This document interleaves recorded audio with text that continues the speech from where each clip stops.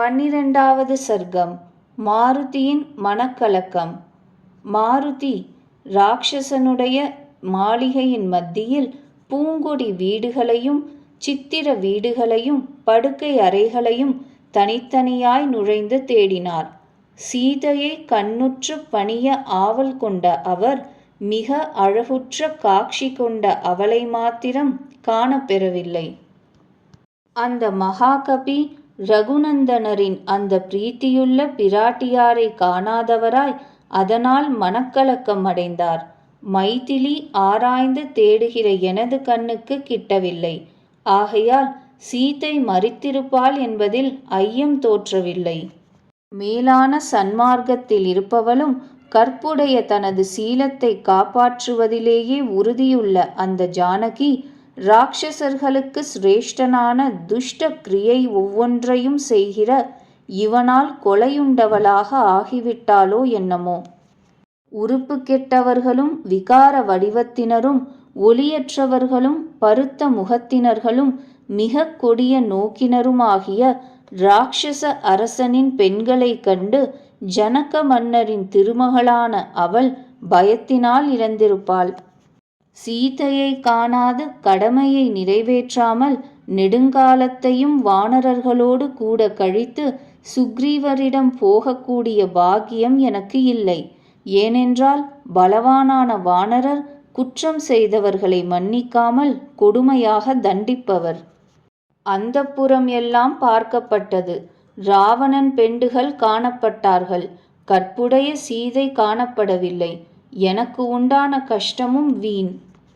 திரும்பி வந்து என்னை பார்த்து வானரர்கள் எல்லோரும் ஒருங்கி கூடினவர்களாய், வானர வீரரே, உம்மால் அங்கு சென்று என்ன செய்யப்பட்டது?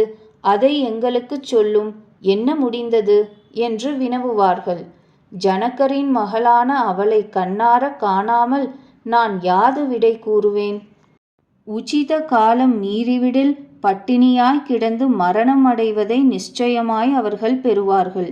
சமுத்திரத்தின் அக்கரைக்கு திரும்பி வந்தவனை ஒன்று சேர்ந்த வானரர்களும் அந்த அங்கதனும் பெரியவராகிய ஜாம்பவந்தரும் தனித்தனியாய் எவ்வளவோ நிந்திப்பார்கள்.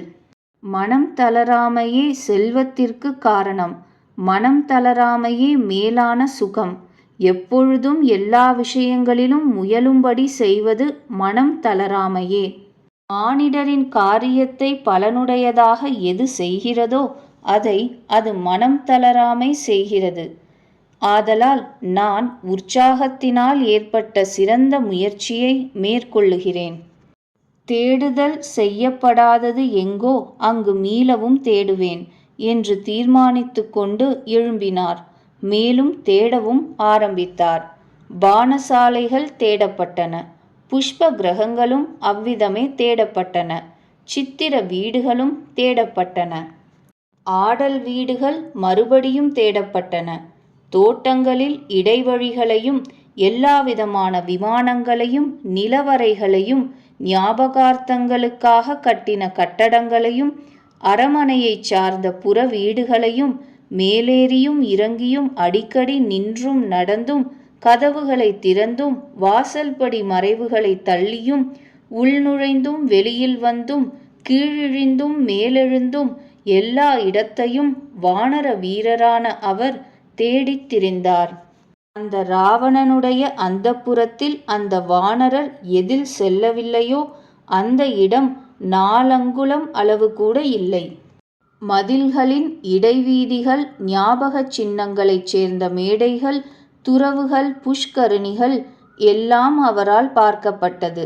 அங்கு பலவித உருவினரான உருவம் கெட்டவர்களும் அப்படியே விகாரமானவர்களுமான ராட்சசிகள் ஹனுமாரால் காணப்பட்டார்கள். ஜனகர் திருமகளான அவளோ இல்லை. உலகில் உருவத்தால் ஒப்பில்லாத சிறந்த வித்யாதர ஸ்திரீகள் ஹனுமாரால் அங்கு காணப்பட்டார்கள். ராகவன் காதலியோ இல்லை. ஹனுமாரால் அங்கு பூர்ண சந்திரன் போன்ற முகமுடைய மிக அழகு வாய்ந்த நாக கன்னிகைகள் காணப்பட்டார்கள். நுண்ணிடையாளான சீதையோ இல்லை.